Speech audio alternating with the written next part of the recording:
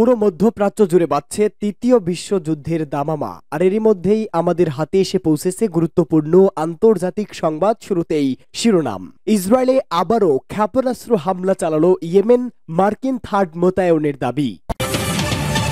পরেই জানাবো সিরিয়ায় রাশিয়ার ঘাঁটিতে হামলার পরিকল্পনা করেছে আমেরিকা ও ব্রিটেন। এরপরেই জানাবো সম্ভাব্য পারমাণবিক অস্ত্র পরীক্ষার বিরুদ্ধে যুক্তরাষ্ট্রকে রাশিয়ার হুঁশিয়ারি। এরপরেই থাকবে শলা পরামর্শের জন্য চীন গেছেন ইরানি পররাষ্ট্রমন্ত্রী, স্পর্শকাতর ঘটনাবলী। এবং সর্বশেষ জানাবো এবার পাকিস্তানে হামলা চালালো আফগানিস্তান। শুনছিলেন সংবাদ শিরোনাম, এবারে বিস্তারিত। তবে তার আগে প্রতিদিনের আপডেট আন্তর্জাতিক সংবাদ সবার আগে পেতে ভিডিওটিতে একটি লাইক দিয়ে চ্যানেলটি সাবস্ক্রাইব করার অনুরোধ রইল। ইসরায়েলে আবারও ক্ষেপণাস্ত্র হামলা চালালো ইয়েমেন, মার্কিন থার্ড মোতায়েনের দাবি। ইয়েমেনের হুতি আনসারুল্লাহ আন্দোলন সমর্থিত সামরিক বাহিনী আবারও ইহুদিবাদী ইসরায়েলকে লক্ষ্য করে ব্যালিস্টিক ক্ষেপণাস্ত্র দিয়ে হামলা চালিয়েছে। ক্ষেপণাস্ত্র হামলার আশঙ্কায় পবিত্র আল কুদস, জেরুজালেম এলাকার পাশাপাশি দক্ষিণ নেগেভের কয়েক ডজন শহরে সাইরেন বাজানো হয়। ইসরায়েলের চ্যানেল 12 এর খবর অনুযায়ী ইসরায়েলের ম্যাগেন ডেভিড অ্যাডাম জরুরি পরিষেবার এক ব্যক্তি ক্ষেপণাস্ত্রের আতঙ্কে অসুস্থ হয়ে পড়েছে। তবে ইসরায়েলি সামরিক বাহিনী দাবি করেছে যে ইসরায়েলের আকাশে প্রবেশের আগেই তারা ক্ষেপণাস্ত্র প্রতিরক্ষা ব্যবস্থা ব্যবহার করে ইয়েমেনের ক্ষেপণাস্ত্র ভূপাতিত করেছে। টাইমস অফ ইসরায়েল জানিয়েছে ইহুদিবাদী বাহিনী প্রথমবারের মতো মার্কিন নির্মিত থার্ড ক্ষেপণাস্ত্র ব্যবহার করে ইয়েমেনের এই ক্ষেপণাস্ত্র ব্যবস্থা ধ্বংস করেছে। ইয়েমেনের রাজধানী সানায় সর্বশেষ গত শুক্রবার রাতে ইঙ্গো মার্কিন জোট বিমান হামলা চালানোর কয়েক ঘন্টা পর ইসরায়েলের বিরুদ্ধে ক্ষেপণাস্ত্র দিয়ে হামলা করা হয়। ইয়েমেনের আল মাসিরা টেলিভিশন চ্যানেল জানিয়েছে ইঙ্গো মার্কিন জোটের বিমান হামলায় পুরো সানা শহরকে কেঁপে ওঠে এবং অ্যাম্বুলেন্সগুলো হামলা স্থলে ছুটে আসে। ইয়েমেনি কর্তৃপক্ষ এখনও সম্ভাব্য ক্ষয়ক্ষতির বিষয়ে কোনো তথ্য প্রকাশ করেনি। 2023 সালের অক্টোবর মাসে ইহুদিবাদী ইসরায়েল গাজার উপর হামলা ও ভয়াবহ অত্যাচার শুরু করলে ইয়েমেন গাজাবাসীর প্রতি প্রকাশ্যে সমর্থন ঘোষণা করে। সেই থেকে ইয়েমেনি সামরিক বাহিনী ইসরায়েলের বিরুদ্ধে ক্ষেপণাস্ত্র ও ড্রোন দিয়ে হামলা চালিয়ে আসছে। সিরিয়ায় রাশিয়ার ঘাঁটিতে হামলার পরিকল্পনা করেছে আমেরিকা ও ব্রিটেন। রুশ গোয়েন্দা সংস্থার তথ্য। রাশিয়ার বিদেশি গোয়েন্দা সংস্থা SVR বলেছে সিরিয়ার পরিস্থিতি যাতে স্থিতিশীল না হয় তার জন্য আমেরিকা ও ব্রিটেন সিরিয়ায় রাশিয়ার সামরিক ঘাঁটিতে সন্ত্রাসী হামলার পরিকল্পনা করেছে।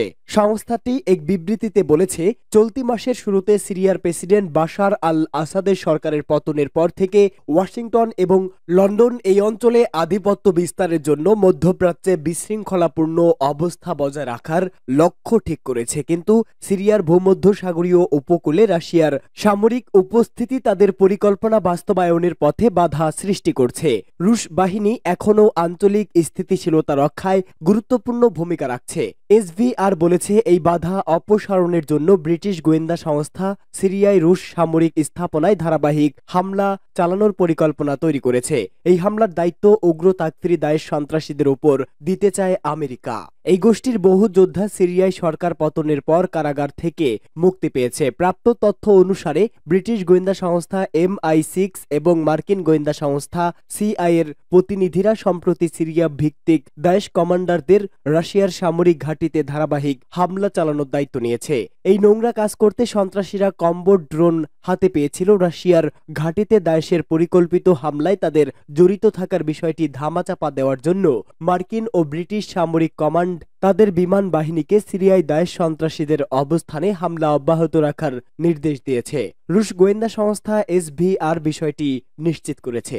সম্ভাব্য পারমাণবিক অস্ত্র পরীক্ষার বিরুদ্ধে যুক্তরাষ্ট্রকে হুঁশিয়ারি রাশিয়ার। সম্ভাব্য পারমাণবিক পরীক্ষা নিয়ে যুক্তরাষ্ট্রকে হুঁশিয়ারি করল রাশিয়া। দেশটির অস্ত্র নিয়ন্ত্রণ তত্ত্বাবধায়নকারী ও রুশ উপপররাষ্ট্রমন্ত্রী সের্গেই রিয়ারকভ এ বিষয়ে আগত নবনির্বাচিত মার্কিন প্রেসিডেন্ট ডোনাল্ড ট্রাম্পের অধীনস্থ প্রশাসনকে সতর্ক করে বলেন মস্কো ও পারমাণবিক পরীক্ষার সম্ভাব্য পদক্ষেপের পুরো পরিসর বিবেচনা করছে।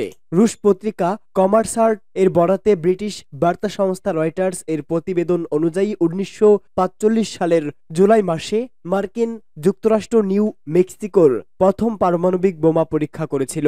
এর প্রায় ৮০ বছর পর আবারও দুটি বৃহত্তম পারমাণবিক শক্তি পরীক্ষার ঘটনাটি পুনরাবৃত্তি হওয়া এক অনিশ্চিত যুগের সূচনা করবে। মার্কিন প্রেসিডেন্ট হিসাবে প্রথম মেয়াদে ট্রাম্প ব্যাপক পারমাণবিক পরীক্ষা নিষেধাজ্ঞার চুক্তির বিরুদ্ধে শক্ত অবস্থান নিয়েছিল। তখন ট্রাম্প প্রশাসন ১৯৯২ সালে করা মার্কিন পারমাণবিক পরীক্ষা আবারও পরিচালনা করবে কিনা তা নিয়ে আলোচনা করেছিল। এবার দ্বিতীয় মেয়াদেও তিনি একই অবস্থান নিতে পারেন এবং আবারও পারমাণবিক পরীক্ষা চালানোর চেষ্টা করতে পারেন এমন আশঙ্কা দেখা দিয়েছে। শলা পরামর্শের জন্য চীন গেছেন ইরানি পররাষ্ট্রমন্ত্রী। ইসলামী প্রজাতন্ত্র ইরানের পররাষ্ট্রমন্ত্রী আব্বাস আরাকচি বলেছেন, ইরানের পরমাণু ইস্যুকে ঘিরে নানা রকমের নতুন স্পর্শকাতর ঘটনাবলী অবতৃত হচ্ছে এবং ২০২৫ সালে ইরানের উপর থেকে নিষেধাজ্ঞা প্রত্যাহারের আলোচনা জরুরি হয়ে পড়েছে। এসব বিষয়ে শলা পরামর্শ করার জন্য তিনি চীন সফর করেছেন। গতকাল চীনের রাজধানী বেইজিংয়ে পৌঁছে আব্বাস আরাকচি সাংবাদিকদের কথা জানান। চীনা পররাষ্ট্রমন্ত্রী ওয়াইং এর আমন্ত্রণে তিনি এই সফর করছেন বলেও জানা যায়। তিনি বলেন, চলমান সফরের মূল উদ্দেশ্যই হচ্ছে দ্বিপাক্ষীয় সম্পর্ক এবং আঞ্চলিক ও আন্তর্জাতিক ইস্যুগুলো নিয়ে শলা পরামর্শ করা। তিনি বলেন, ইরান সবসময় আঞ্চলিক এবং জাতিগত এবং আন্তর্জাতিক সমস্যা নিয়ে চীনের সাথে শলা পরামর্শ করে এবং দুই দেশের মধ্যে সবসময় ভালো সম্পর্ক ছিল এবং থাকবে। এর ধারাবাহিকতায় ইরান এবং চীন দ্বিপাক্ষীয় সহযোগিতা অব্যাহত রাখবে বলে আরাকচি উল্লেখ করেন।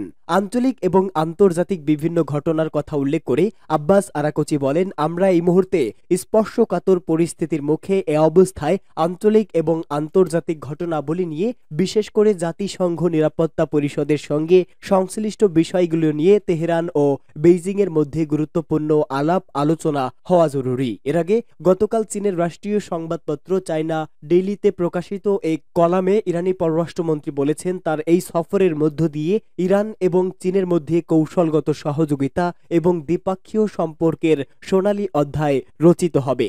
এবার পাকিস্তানে হামলা চালালো আফগানিস্তান। এবার প্রতিবেশী পাকিস্তানের বেশ কয়েকটি পয়েন্ট লক্ষ্য করে হামলা চালিয়েছে আফগানিস্তান। দেশটির প্রতিরক্ষা মন্ত্রণালয় এক বিবৃতিতে এই তথ্য জানিয়েছে। আফগান সীমান্তের কাছে বিমান হামলায় ১৬ জনকে হত্যার জন্য পাকিস্তানকে অভিযুক্ত করার পর এমন ঘটনা ঘটল। বিবৃতিতে পাকিস্তানে হামলার কথা সরাসরি উল্লেখ না করে বলা হয়েছে, হামলাগুলো অনুমানমূলক রেখার বাইরে চালানো হয়েছে। ডুরান্ড লাইনকে কাল্পনিক লাইন উল্লেখ করে আফগান মন্ত্রণালয় বলেছে, কাল্পনিক লাইনের বাইরে পাকিস্তানের ভেতর বেশ কয়েকটি পয়েন্ট হামলা সংগঠিত হয়েছে। দেশের দক্ষিণ পূর্ব দিকে প্রতিশোধ নেওয়ার জন্য এই লক্ষ্যবস্তু করা হয়। ডুরান্ড লাইন মূলত আফগানিস্তান এবং বর্তমান পাকিস্তানের মধ্যে আঞ্চলিক ও সম্প্রদায়গুলোকে বিভক্তকারী একটি ঔপনিবেশিক যুগের সীমানা। ১৯৪৭ সালে পাকিস্তান প্রতিষ্ঠার পর কোনো আফগান সরকার এটিকে আনুষ্ঠানিকভাবে স্বীকৃতি দেয়নি। ডুরান্ড লাইন আন্তর্জাতিকভাবে দুই দেশের সীমানা হিসেবে স্বীকৃত। পাকিস্তান প্রায় স্বয়ং সম্পূর্ণরূপে এটি বেড়া দিয়ে রেখেছে। আফগানিস্তানে ডুরান্ড লাইন একটি আবেগময় বিষয় হয়ে দাঁড়িয়েছে, কারণ এটি সীমান্ত দুই পাশে পশতুনদের বিভক্ত করে রেখেছে। বিবৃতিতে পাকিস্তানের কথা উল্লেখ করা হয়েছে কিনা জানতে চাইলে পররাষ্ট্র মন্ত্রণালয়ের মুখপাত্র এনায়েতুল্লাহ খোয়ারাজমি আল জাজিরাকে বলেন, আমরা এটিকে পাকিস্তানের ভূখণ্ড বলে মনে করি না, তাই আমরা অঞ্চলটি নিশ্চিত করতে পারছি না। পাকিস্তান সেনাবাহিনীর জনসংযোগ শাখা এবং পররাষ্ট্র মন্ত্রণালয়ের মুখপাত্র তাৎক্ষণিকভাবে আল জাজিরার মন্তব্যের অনুরোধে সাড়া দেয়নি। তবে একটি নিরাপত্তা সূত্রে শনিবার বার্তা সংস্থা এএফপিকে জানিয়েছে, আফগান বাহিনীর সঙ্গে সীমান্তে গোলাগুলিতে অন্তত এক পাকিস্তানি আধা সামরিক সেনা নিহত ও ৭ জন আহত হয়েছে।